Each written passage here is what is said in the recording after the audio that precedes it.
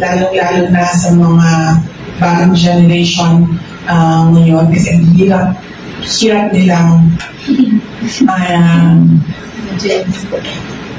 hindi kasi tulad sa amin, yung generation namin,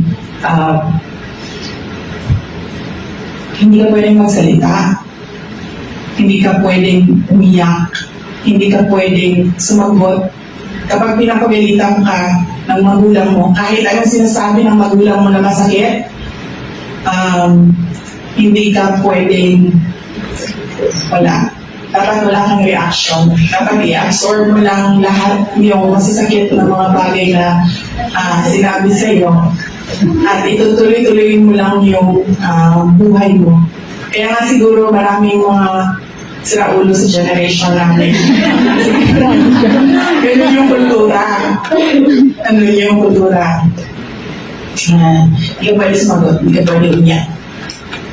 Pag pinagalitan ka, hindi mo alam kung bakit ka pinagalitan. Diba? Kasi sa mga bata ngayon, kailangan mo ba i-explain sa kanya, pinapagalitan kita kasi ganito. So, bago ka magalit, mag-explain ka muna and then magalit ka. Ganyan sa generation ng mga bata ngayon. And then pagkatapos mong magalit, kailangan mong kumalma ulit kasi kailangan ninyo i-discuss ang ways forward ninyo at mga na pag-usapan natin.